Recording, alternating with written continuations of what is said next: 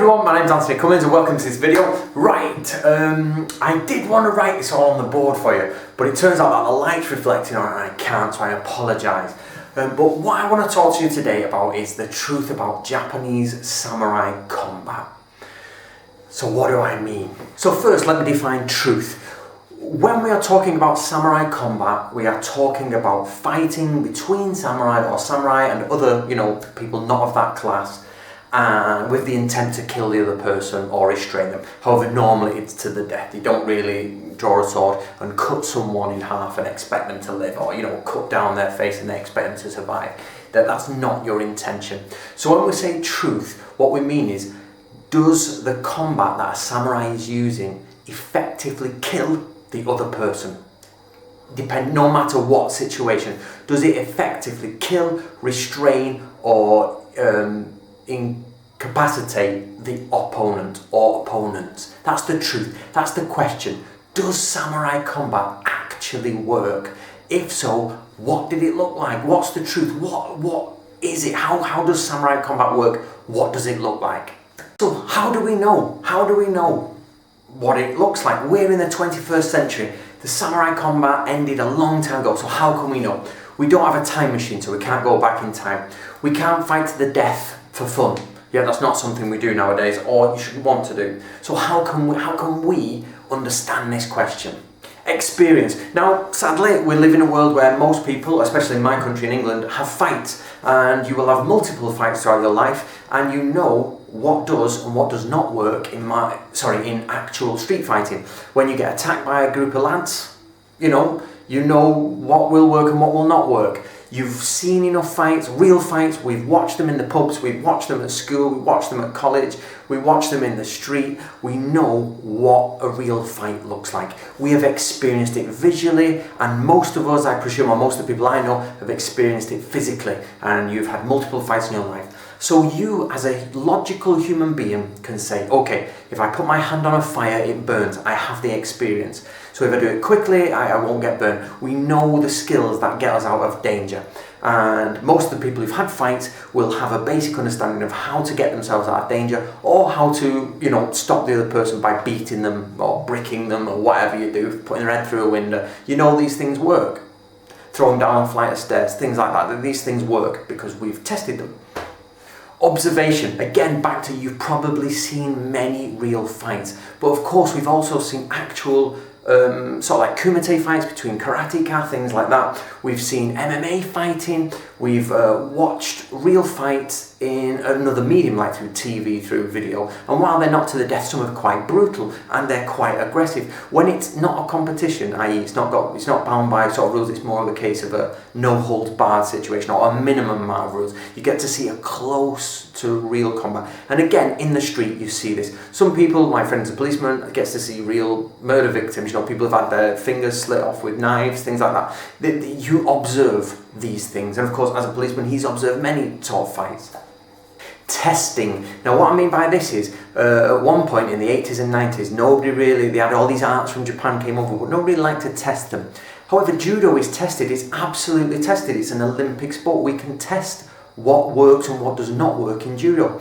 Now of course when MMA came along, and please remember, and I'll say this multiple times, I'm not a big fan of MMA, so don't think I'm all like, ooh, MMA, not really my cup of tea. But when MMA came along, it totally wiped the floor with most of the then martial arts that worked, i.e. the Japanese arts that came in. They just came in and trounced everyone. That's not to say those arts were bad, it's just to say that the people practicing them were not really practicing them correctly, and they clearly didn't work. But now, of course, there's been a move in MMA where some of the sort of karate and judo and those arts are coming back in. But they're not samurai arts. That's the problem. They are not samurai arts. So the Japanese arts that were competing against the MMA people, not really Japanese samurai arts. Some of the jiu-jitsu was, but again, that's a total new topic there. Now we all have our opinion, what does and does not work. So many people sit there and say, oh, that works because I believe it works. But there's one true test for this, it's just observation stops and you actually fight. Now that's bad coming from a historical point of view or a researcher point of view. It's a fine line to tread, because you say, well, let's fight. Does it work? Let's try it. Let's pick up two bokkens and let's smash each other in the face. Does it work? So you have to remember, when we're talking about samurai combat, a lot of people come from an emotional standpoint. They tend to want to believe their school is right, or they believe this. I personally don't. I'm not saying I don't get emotional or angry about it. I do at times, but what I'm saying is I don't have an invested emotion in does this work, does that work. My invested emotion is the truth. I want to know what actually happened in samurai times. That's my only emotion in this. So what you have to remember is when we talk to people from Koryu or people like that, they generally like, it works. And you're like, well, why does it work? Because my master says, or because it does. You're like, you know, and whenever you have these conversations, I have had a conversation with someone tonight, and it's not, I'm not, if he's Ben, you're listening to this, it's Ben Sharples. This is not about you, this is my experience in general, so don't think it's directed at you. When I spoke to Koryu people, they're like, it works. I'm like, why? Because it does. That's not an answer to the question. What is the truth about samurai warfare? This works because it does. It's not the answer. That can't be the answer. It's not tested. So at the end of the day, all conversations come down to, let's have a fight.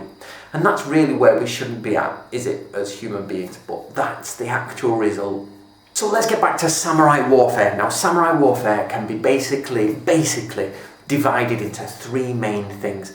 Pre-Sengoku period. This is the days before the warring states. There were wars going on, there was lots of wars, there was factions fighting, but there was a more open planned warfare. There's lots of horseback riding, lots of archery, a less dense packed battlefield, okay? Less densely packed battlefield. The next one you get is the Sengoku period, the warring states period, around the Onin War up until the end of the Sengoku period. Now the battlefield gets tighter here, formations start to come into play, muskets come into play, pikemen, the phalanxes, things like that, strategic crossing over of like pike with bows. So basically it gets more tactical. The battlefield becomes much more tactical than it was a few hundred years before. Lastly, you get Edo period. Now, Edo period here is the period of peace, inverted commas. It's not really peaceful, it's a dictatorship, and it's a military dictatorship by a military ruling class. Basically, you can have your head cut off for no reason whatsoever, except they believe that's what you should do. So you've got to be careful here to forget it's not peace. But what we mean by this is basically street fighting. That is not armoured, not on a battlefield, you're in a street fight, not against one person, it could be multiple.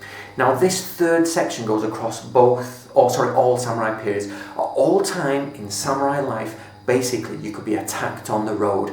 This didn't happen just in the Edo period, but what you do find in the Edo period is that actually battles have stopped, so there's only one fighting remaining. So in early samurai times you've got a much more sparse battlefield.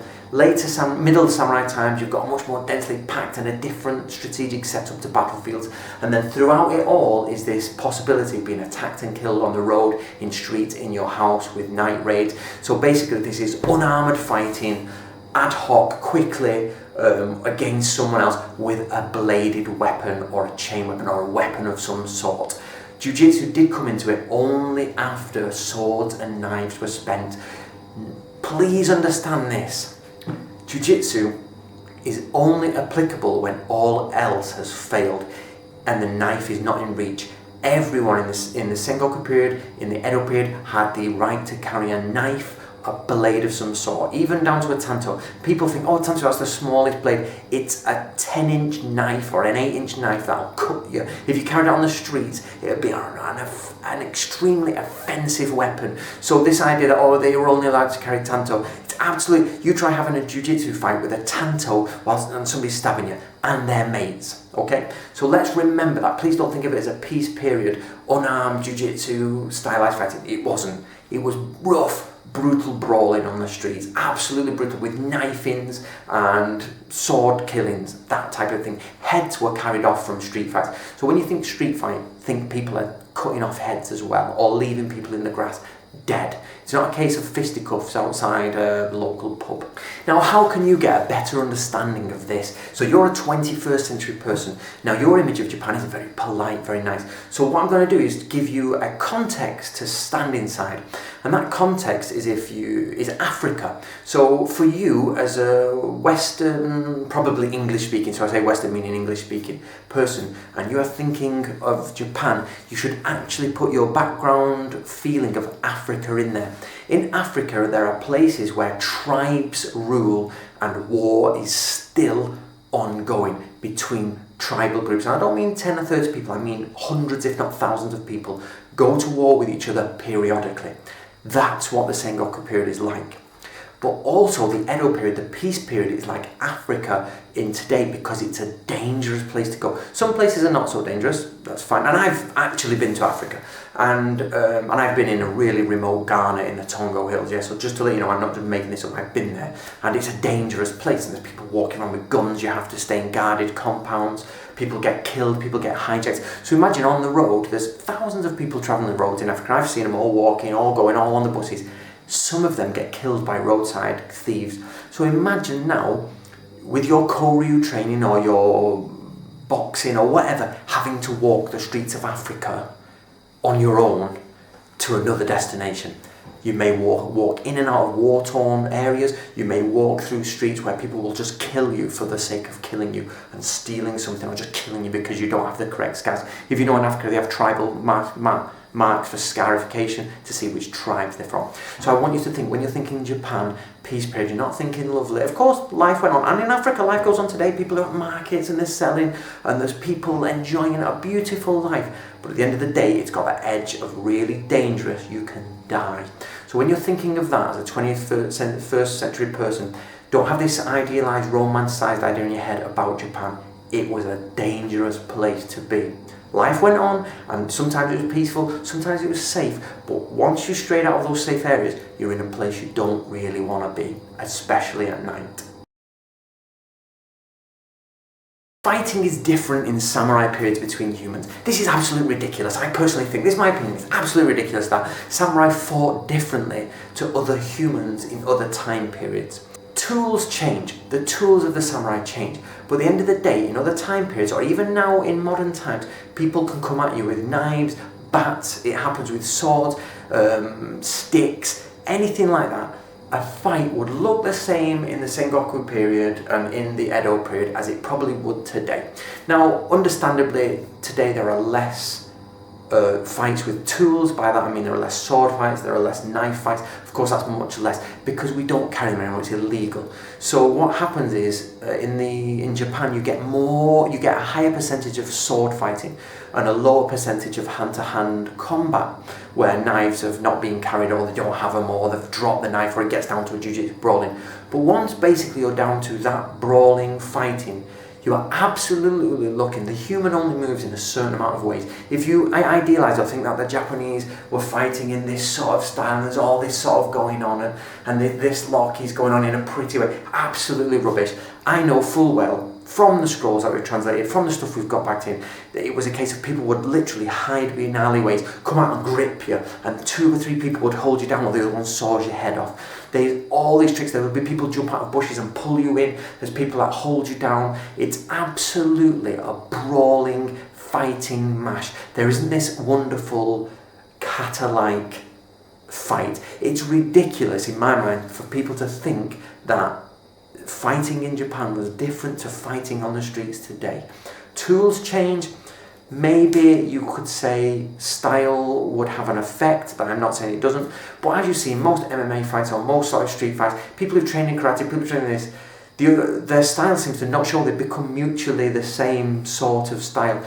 The only difference with that is sometimes you see jiu-jitsu on the floor work with certain bars and locks, blah blah blah. But basically, don't have an idealized version of fighting. It was probably very, very similar to what happens to 2 strong lads going at it today, or a group of lads going at it today. Probably very similar to what happened, but the only difference would be that probably there'd be a lot more knifing going on, or a lot more stabbing and slashing going on. Of course, we've got to go back to swords, so you've got to put the swords in there, but on the whole, it's not pretty, it's not nice, it's brutal, it's horrible, it's very realistic. Don't get that sort of fantasy element going. Okay, many people think that how can they identify samurai arts? And what they do is they automatically associate Japanese arts and samurai arts. It's totally incorrect. So when they come on it, they look at karate and they go, oh yeah, the Japanese. And even though they probably know it's not samurai, they think, oh, Japanese karate is not a samurai art, guys. I know most people know that, but just so you're down with it, it's not even Japanese. So it's definitely not samurai. Okay, so absolutely get that out of your way. So we can cross karate off. MMA, is that a Japanese art? Actually, most people will be saying no now, but actually yes, there's a lot of jiu-jitsu style stuff in MMA, and lots of that. Again, it's unarmed hand-to-hand combat. So again, with the lack of knives, lack of swords, lack of truncheons, lack of knuckle duster type stuff, you're probably not looking, you're only looking at a very slim percentage. MMA represents a very slim percentage of samurai art, i.e. probably the jiu-jitsu element, and only the actual realistically working stuff.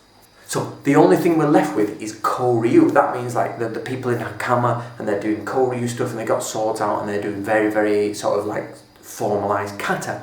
That's what we're left with. So automatically people go samurai art. If they know karate is not one of them, they delete that. If they know, understand MMA only has a fraction slither inside, they delete that. So they're left with Koryu. And Koryu generally are not, in my opinion, again this is my opinion, representative of the brutal reality of samurai warfare. Now remember, I'll go into this in a minute, I'm going to clarify between battlefield and non-battlefield. Even though I did a little before, I'll clarify more for you in a minute. So what are we actually looking for? We're looking for a representation of samurai. So we're looking for the samurai, the truth of samurai combat. It's not there. It's not there because we're looking in the wrong place. What we are looking for is battlefield art. If you are not looking for battlefield art, my question is, why are you interested in the samurai? So let me give you an example. If you're looking at Vikings and you say, yeah, I want to know about Viking fighting, you wouldn't necessarily say, oh, I want to know about Viking fighting, but I only want to know about when he's walking to the shop or the local market and he gets attacked. Please tell me about that. No, you're like, okay, I'm interested in the Spartans. How do Spartans fight? Well, let's ignore the warfare of Spartans, and when he's going to the shop, we'll discuss people jump on him. Or say he's travelling at night, how they jump on him. You're like, no, I'm interested in Spartan warfare, fighting, because Spartans fight in war. So, to give you another example, let's take it to the knights. You're like, I want to know about knights and how they fought. Okay, then, let's study the war, the battles. No, I don't want to study battles. I want to study sort of when they're in church and they come out and another faction attack them. You're like, okay, why? Then all of those points are valid points to study. They're interesting. But I think people don't really understand this point. So now you think about that. Let's think about the samurai. Like, okay, let's study samurai combat. I don't want to talk about samurai warfare. I want to talk about when a samurai's walking on the street and he gets attacked. You're like, you wouldn't actively choose to study that over battlefield. I definitely wouldn't. So why do people believe that sort of Koryu represents the battlefield martial arts? The battlefield arts. Some of them do, some of them don't. Again, I'll clarify in a minute. So when you're talking about the truth about samurai combat, you are not talking about man-to-man swordsmanship in the street, in the shops on either side. That's not what you're talking about. You are clearly talking about samurai battles on a battlefield. So clarification. Now I've just been speaking to a guy called Ben Sharples. Now on my last video, Ben left a message and it became a little bit heated and debated and he was quite insultive. So I said, so I blocked him. But he came to me afterwards on Facebook and he said I didn't mean to be so insultive, which is fair enough, Ben, that's fine. I accept that. And we discussed for a couple of hours. And to be honest, the conversation went sour in the end and didn't really work out. But he did clarify some things for me and I did get something out of the conversation. I did say learn something, or I did appreciate something. Now something he stated is that I'm not being absolutely 100% clear when I use the term Koryu, and I understand this, but maybe I presumed the viewer, you guys, were sort of following my videos and understood this.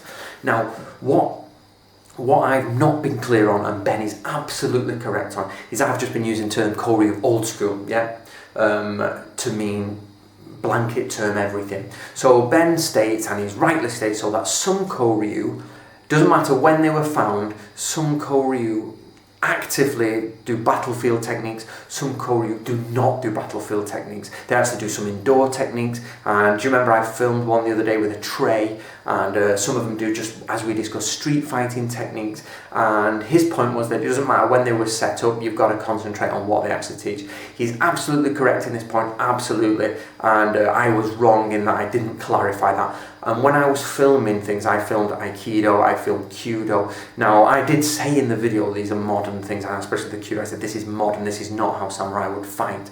And but I presume that people are following my videos and they've seen me talk about this endless times and they didn't want me to re-clarify it. But Ben said in the conversation, he said, I should re-clarify it. So for Ben, here you go, I absolutely do. I'd like to clarify. Some Koryu are battlefield, some Koryu are street fighting, some Koryu are indoor stuff. It will all depend on which school. So he's right on that aspect. So we have to remember when we're questioning, are we on a battlefield, are we fighting in the street? So that means, are we unarmoured or are we in groups? Now, I've been with Yoshe translating the Natori stuff, guys, and the first scroll talks about walking around the area, the general area, and it absolutely goes in, and you wouldn't believe how in your face brutal it is. And absolutely this idea that when you're walking unarmoured in the street, you get attacked, and it is very rarely by one man. It is not one man. The only time it comes to one man is normally when a samurai has insulted another samurai, or like pissed, and basically it seems to me everybody's got this picturesque idea of samurai, but actually the idea of a samurai being this enlightened soul is absolute rubbish. There were a load of young lads in the main. Imagine 15 to 25 to 35 to 45 age brackets getting leathered on sake with not much to do with their time in the Edo period, and big swords at their side, and with a concept of chivalry and honour and the idea of personal honour. There was loads of vengeance attacks, like people just family feuds that lasted generations, even though they're technically illegal. So all these things go on, and you've got young people with alcohol and weapons fighting, right? So it's never this idea that it's so straightforward like it's shown in the Koryu demonstrations. One man stood there, another man stood him, he grabs him, and it's like, no, they're running out of bushes, they're lobbing around you, they're dragging you off, people are knifing you. In the Sengoku period, it was like, you don't fight in a battle as a single unit. You fight as a single person. You fight as a double unit. You usually have a side assistant. I'll go into this in my Natori side, but you have side assistants. Even so, for example, Ichiban Yari is the most prized place in warfare, and do you know you don't have to do it alone? You can gang up and kill another man, a single man on your own, and it's still hailed as a great achievement because you and your mates murdered a guy, and then you've got to squabble over the head, right? That's the truth about samurai combat. Not one guy stands there and another guy stands there and he grabs him and one of them throws it. Absolutely not. Doesn't work in real life, doesn't happen, isn't true. So to round that up, basically, now the conclusion is, and I should have been maybe a bit more aware of this, and I should have made it more clear to you, is that probably most Koryu schools still existent in today Japan, and they have a tradition, are probably geared towards street fighting. And I didn't make this clear, so apologies to everyone. There are only a few, I don't know how many, I've never actually checked that. I asked Ben to do it for me in the conversation. I don't know how many actually specifically are battlefield arts, yeah? I don't know. But, so for you the viewer, probably you should understand Koryu as street fighting, but we don't actually have a term for battlefield art ones, so it's actually really difficult for me to say because I just use the word Koryu as blanket term meaning schools of the Edo and before. So we together as a group have to now start to divide battlefield schools versus street fighting schools, if you will. One of the biggest problems we have is the question, how do you divide Koryu, again the same term, into effective and not effective? So first problem is, do we believe every Koryu school in existence today is effective? Its skills work. They were tested in the streets, they killed people, they were tested on the battlefield, they worked, they were successful. How do we know that is true? The answer is I don't know. There's no way to actually find it unless you fight to the death with someone over 100 combats and you'll say, yeah, on the whole they won, that school won 90 times out of 100 with an untrained person or with another trained person. Yeah, that works. It's impossible. We can't murder 100 people, right? So it becomes a historical debate. Unless, again, as always, these debates go, well, let's fight then. So it's like, let's have a fight, right, okay. So we have to discover a way to divide the two. How do we do that? It's very difficult. I've got a few ideas. I've got a few historical methodology. methodology through history, historical research, those type of things. I've got some ideas that way. Ben highly disagreed in our conversation, and he just said we should believe, basically. We believe them because he didn't really answer. He was very evasive when I said, how do we answer it? And he said, So don't get me wrong, I'm not saying he's what they said. It was a very nice conversation, he was nice, but he sort of didn't clarify how we could do that. So I was coming up with my solution and he just said disagree, and it came to the point where, well, we don't know. So I think we need a system to test it, because if you have blind faith and say, yes, all Koryu are totally battlefield tested or street tested, they all work, everything they do, it's all perfect. It's such a naive view. We clearly know that there was lots of non-combat times in the Edo period. There was lots of times where even in a dangerous society like Edo, there were people who were not attacked, lived in the towns, there's not much going on. They didn't maybe travel out at night, they're teaching. And it's the same as today when we have martial arts masters all over the world today have clearly never had a fight and clearly never actually known whether this stuff works or not. It's obvious. So what I'm trying to say, guys, is we all know that some of the martial arts out there is useless and doesn't work. Now, in the modern day, we tested it with MMA. As I said, MMA came along and basically trounced everything, and it refined, scraped it all down, and we now know what does and does not work in that controlled environment. What we don't know is which swordsmanship works, which sword combat, knife combat. We don't know which that works because we simply cannot test it to a decent degree. But maybe we can. Sorry for harping on that, guys, but that's a strong point here that we have to realise is Koryu is untested. It has not been validated by any physical means. And by that, the truth of samurai combat, does it work? Not it's 450 years old or 500 years old, or it's 300 years old, and therefore we have a tradition. I'm calling bullshit on that. I'm calling that bullshit. You can't say, my lineage says this, so therefore it's correct. No. Does it work? Test it. Fight other schools. Let's get a fighting system going with other schools. They fight in Kendo and you find out who's the best Kendo person. Let's dress up in Kendo stuff, and people should use their skills, and do they work each other in a friendly bout, not in a horrible, in a friendly bout. So remember, historical accuracy, so the truth about samurai combat is not guaranteed in today's living traditions of Koryu. This samurai truth, the truth of actual samurai warfare, does not exist, is not legitimized by Koryu today. So you cannot say, I am a Koryu, we have been survived for 400 years, 500 years, 300 years, therefore what we do is absolutely correct.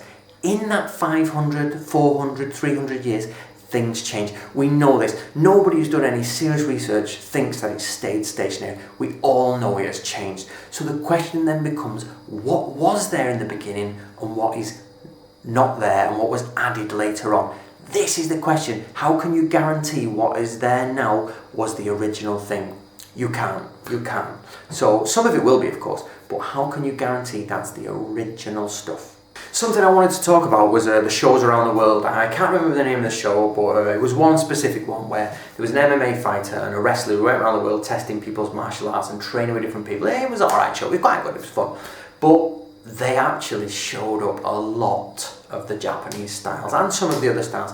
Now, I was not a big fan of the program. It was okay, but I don't think it was an amazing test, and it should have been done over a much broader, like any historical or scientific research, done over a broader test. But it did show that actually you didn't need much training, or a lot of people who trained in sort of grappling could just basically hammer most of the other people, and it showed up a lot where they didn't win. Now, I did see a different program like this, which actually really made me think, and it was not based in Japan, it was based in somewhere else, where you had these stick fighters who trained, it might be Thailand or somewhere like that, and they trained for like 20 years. So they just got some fit athletic people to come along, and they did like a day's training or something, and they had matches. Now the people who've been training 10, 20 years were not winning against these newbies. It was like, how can someone who's trained for 20 years in all this not win against a newbie? To me, that screams that change has happened and non-effective skills are being taught.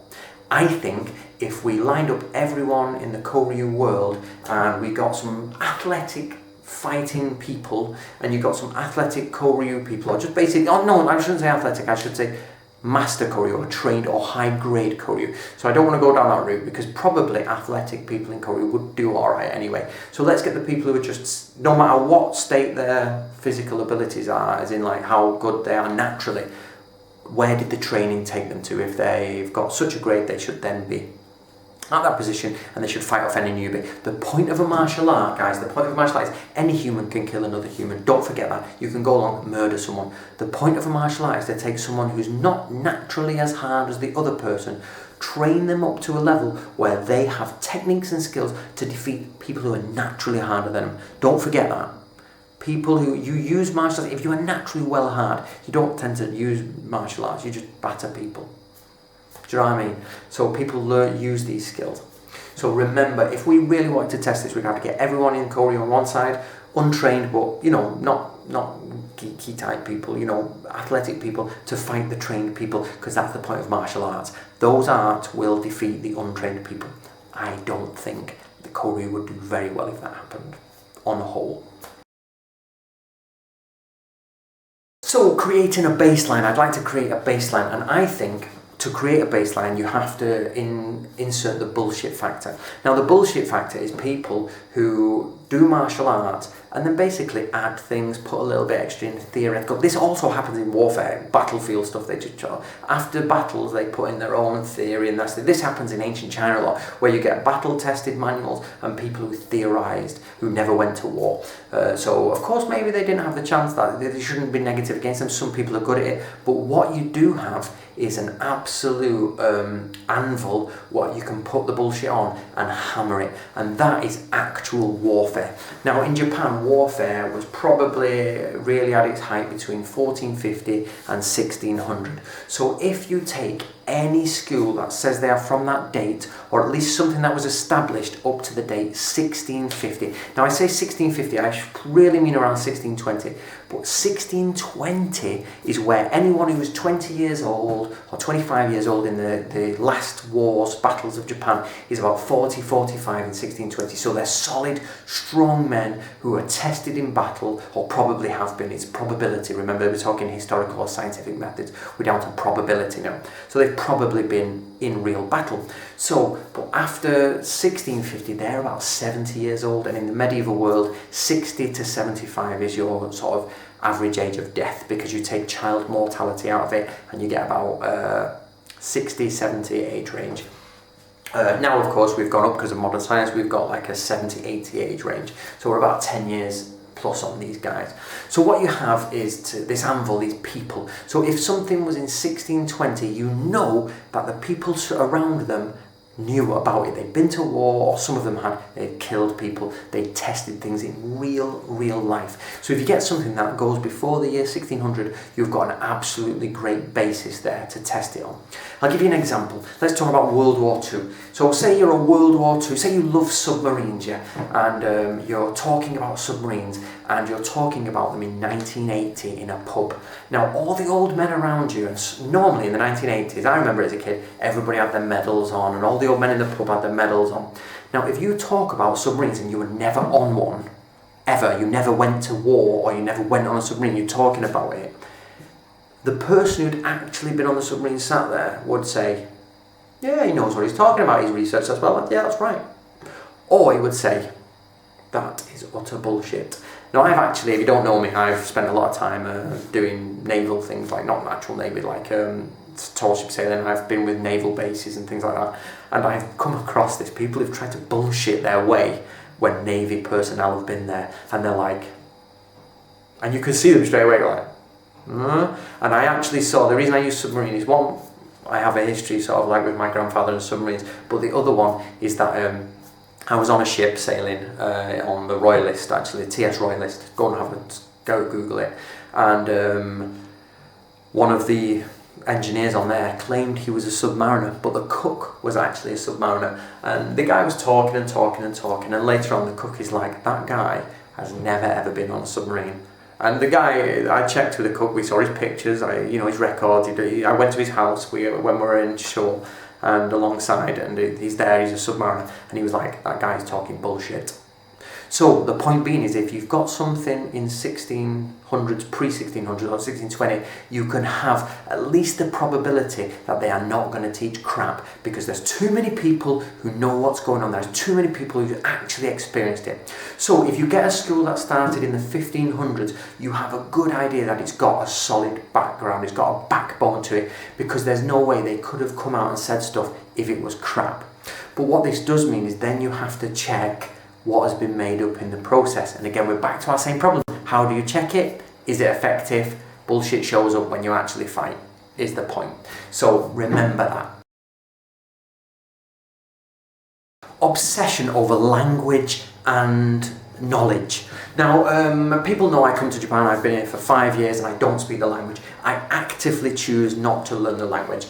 There are reasons for that, because basically I knew it was such a difficult thing to dive into historical documentation, which was my aim, that it would take me too long. I would be here till I was 40 learning the language, and then I've seen Western people who try it and it isn't good enough, it's just not good enough. So I was like, think clever, Anthony, how can we do this? So I got a team together. Now if you follow me, you know this, but there is such a love of knowing the language that and detailed information that it's useless. And people have this idea that if people speak Japanese or they know certain words, that it's good. This is totally wrong. We are talking about the truth about samurai combat. Truth. The truth when you're talking about combat is it effective? Yeah? So how is combat given to another person? You don't talk about combat when you teach it, you show it. So combat is tactile. It's your touch. You take people, you touch people. It's kinesthetic. You have a touch. You put your hands on people. You move people. You push people. You adjust people. Of course, language is there because we're humans. We speak through language. We communicate through language. But we actually physically demonstrate the stuff and explain it with language. It's highly physical. You are throwing people. You are grabbing people. You are punching people. You are absolutely physically engaged, touching each other. It's absolutely, without doubt, a physical environment. Muscle memory. Now, muscle memory is absolutely what martial arts training is about. Kata and waza and all that are basically ways to encourage muscle memory, to basically transmit, I said this before on the internet, transmit information across time, because the person who invented it is dead and he needs to transmit it to the people in the future without it changing. Of course, this failed. The kata itself became the change. The movement stopped. But my point is, let's get back to it. So you've got someone who speaks superb Japanese, they can ram it out. And I've seen them, not just Ben, like I've never met Ben, but I'm not talking about you, Ben. I've seen so many of them, blah, blah, blah, blah, blah, blah, blah. They can't fight for toffee. They're just crap.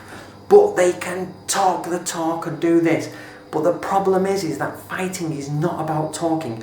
When you stand toe to toe with someone and you're about to fight and you're about to go for it, you don't think about the language used. I'm going to use this punch and I'm going to use this punch, but in Latin it's this punch and in High German it's this sword cut. And do you heck? Like, language is like a 2%, 1% section of combat.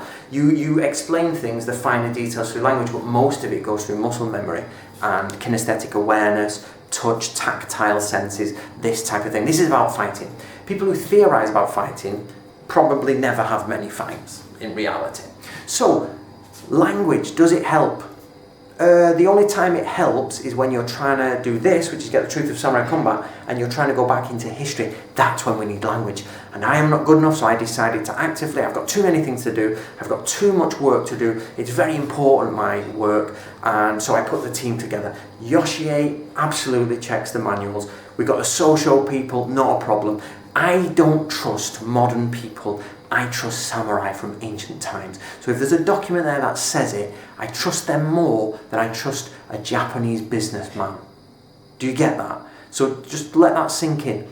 A Japanese businessman, a Japanese cook, a Japanese chef who does a dojo thing twice a week does not have the authority to speak over actual samurai who wrote down the information a long time ago. Of course, this divide, the information has to be detailed. It has to be inclusive. It has to let you into the world. It can't just be a mock-a-rock with skills. You've got to actually find the correct document, so be careful there. Living traditions are good, but they're not as good as a well-explained document when you're trying to find historical truth. If you're trying to find out if a fight works, just have a fight. It'll work or it won't. The same goes for armour people and sword people and tool people. They're like, oh, this is this part, this is that part, this is from this thing, this is from there. I had Miyako on the phone before about an hour ago or two and saying, oh, Anthony, this sword's from there. I'm like, I don't think they actually cared, to be honest. When samurai were fighting, sometimes they'd pick them up off the battlefield. They would drag them off people. They would just be cutting down with it. Do you think that they were even thinking what type of hamon was being used when they were slicing through someone? I even have documents where they say, give your sword away, give it away. Give it away if someone's, well, there's different situations where you do. Or you steal it from people, or you even ask to borrow a sword. This idea of knowing the technical parts, of knowing the language, of being an expert in the armour is just not useless, don't get me wrong. It's useless to know if combat is effective. It's great for knowing the parts and the history and the evolution of armour, but most people misunderstand this and say, if he knows the evolution of armour and he's got the Japanese to back it up, then he must be effective in combat. Think about it, it's ridiculous. He can speak Japanese. He knows the words for all the parts of a sword. He's effective in combat. No. I won't even explain that, it's not hard to understand. An example of this was when I was filming one of my documentaries. If you don't know me, basically I've been on a few documentaries around the world, National Geographic Channel, things like that, Yesterday Channel and blah blah blah. So it was done properly, if you like, properly. And I went on these documentaries and I spoke to some people and I felt a bit out of my depth. They were like, from big institutes, they were like, armour this, armour that, and they were ripping through all the armour. They sword this, sword that, and Japanese words, and I was like, well, not speak Japanese, it's a bit weird this. But they soon showed how little they knew when it came to the actual demonstration of the techniques. They were demonstrating extremely poor techniques. I don't mean their skills, but I mean the actual thought behind the technique was ridiculous. I saw people attacking other samurai mounted across their breastplate. Just a straight on cut, down the breastplate. And I was like, you've just spent 4 hours talking about detailed samurai equipment and you don't know the basics if you don't hit someone across the breastplate. Yeah, but that's what they're doing. So I opened books, I showed them translations we did with samurai war stories, and this shows if your horse is correct, you cut the rein, you can stab up against the rim of the sword. I don't know the name of the cap of the rim, but does it matter? The skill is the same. You put your spear blade into the rim. The reason is it hits the rim, goes in and stabs, or hits here into the eye. Or you cut the horse's rein. What's the Japanese for the horse's rein? I have no idea. What's the name of the cut you do it with? I have no idea. But that's not the point. It's about data. You cut the rein of a horse. This makes the rider turn. You can stab the horse. And then as he's coming down, you finish him off. That is far more impressive and far more realistic and far more detailed than somebody who can reel off the armour lists or the evolution of armour. So do you see my point? Language, skill, knowledge of armour and weapons has almost no impact on combat efficiency. And we're looking for combat efficiency to find out what's the truth of samurai warfare. So you see, don't be pulled into this wonderful spell of, they speak Japanese. I clocked this at the beginning of my time in Japan. The very first few months I was watching people and I thought, Anthony, get a Japanese speaker, deal with that from another angle. You deal with the practicality of it, the truth of it. Use your history techniques, use your history training. I've got a master's degree in archaeology. Use your knowledge there to a better effect. Spend your time understanding the truth that comes out of the language. Get a language person, put them in, get the truth out of it. This is the system I found. It was weeks, not months. I was like, that's what's happening. It took me 2 years to find a proper language partner. I tried, I found one. It took 2 years, and now we have a great system going. And as you all know, with the ninja, we're literally pulling the crap away and the truth coming out. And the reason I'm not having a go at Koryu, I'm actually focusing on the samurai now, and Koryu, of course, come into that story. So in conclusion, guys, I know this is a long video, but I don't mind, if you don't mind, these things have to be spoke about. So in conclusion, first question is, are you interested in the samurai? Yes or no? No? Go away. no, this is the wrong video, so I presume you are. If you are, yes, are you interested in battlefield warfare of the samurai? If the answer is no, ask yourself why. Why are you not interested in that? If you're interested in the samurai, are you interested in their etiquette? I doubt it. Are you interested in their dress? I doubt it. You've probably got a sword on your wall. I have. You've probably got, samurai this, samurai that. And you've never really thought about the difference between, am I interested in battlefield martial arts or am I interested in street fighting martial arts of the samurai? I would be highly dubious to think there's anyone out there who is truly only interested in the street fighting and they never considered that, the warfare. I would now think that everyone on the other side of this video, or 99% of people, are saying, oh, actually, yeah, warfare is what I want. Warfare. So this is where Ben is right. Ben Sharples, I think his name is. Ben Sharples. He's correct. I did not make this clear. Guys, this is me making it clear. Are you interested in samurai battlefield warfare because there are only a few schools that do that? Or are you interested in street fighting because most of the schools do that? So which one are you interested in? Pick. Both is okay, but know there is a division. So what is the truth about samurai combat? I've avoided using the term warfare because combat is what we're talking about. What is the truth? For me, it's about the battlefield. When I was younger, I was growing up, Bujinkan, Katori Shintoryu, Draeger books, all these type of things. I had no access to Japan. I only had access to the local Bujinkan club or whatever, or the local Shidoshi who I became friends with and who'd moved there and blah blah blah. That was my entrance into it. And I was the same as everyone else, rank and file, going through I love samurai, this. I didn't even think of these things. And then of course, as I started doing university and I started doing my masters and all this, you start to really look at things with a critical historical eye. So that's what I did. Now, I came out of that with a new understanding, and that was, we don't really know so much about actual samurai warfare, because I chose battlefield. Yeah, we didn't understand. So now what I have to do is I've got to explain to you, and I want to be crystal clear, that when you're in your world, you go to your job, you go do this, you come out and you're like, I love the samurai, how can I fulfill my love of this? And you think, okay, a karate club. Then you look into it and you're like, that's not samurai. A jiu-jitsu club, and you're like, okay, that maybe has some samurai element in it. A Iaido club, but when you actually know a bit more, you realise Iaido's not quite samurai battle strategy, warfare. It's not actually, it's more of a philosophy and, not really practical. So then you're like, well, where do I go? And then you get to the point I'm at when you're like, where do you go? Where do we go? So where do we go? Now I'm going to try to find the truth of the battlefield warfare. I don't think it's to be found in Koryu. You probably won't find me at many more Koryu demonstrations. I personally, through experience, observation and logic, think they don't work. They hold and they contain some amazing gems. But as Ben rightly points out, most of them about street fighting. So that makes him irrelevant to me. While there's a project there for someone out there, someone like Ben, let's call it Ben Sharples. His project should be to write a book and separate all the schools from battlefield to street fighting to unify. Basically, Ben, I would challenge you to write a book, because apparently he's a native Japanese who can read Sosho, so he's native level Japanese, and I'm not saying I don't believe him, I'm saying that's fine. I challenge you, Ben, to write the book. I'll even help you try and get it published, and I'll help you through the process. I will do that for you, and I'll probably get you in contact with a few of my publishers. But you've got to do a good job, and it's got to be set out. That's your project, so other people in the West can come and benefit. What you do is got to benefit other people, otherwise what's the point of doing it?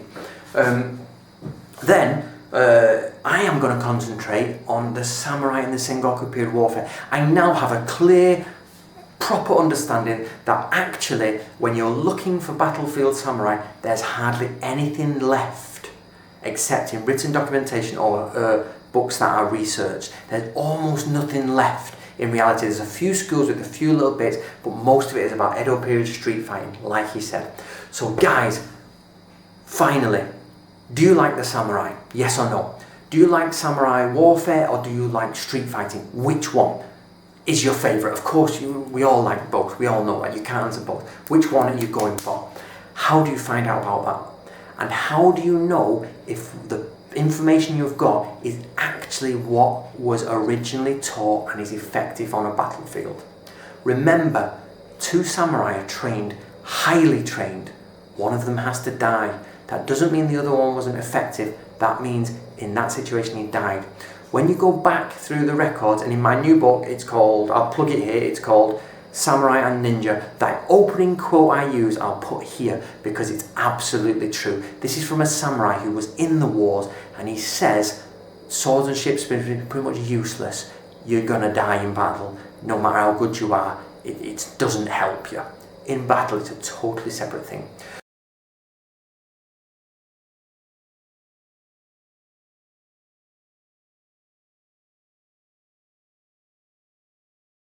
So hopefully guys, in the next 10 years, we're going to have a very, very new look at the samurai. What is on the battlefield, what is not on the battlefield, and we'll try and get rid of all this shit, and other people join me in this crusade and try and get that golden thread that I talked about in the past. That's the truth, and we'll discover the truth of samurai combat. That's the key.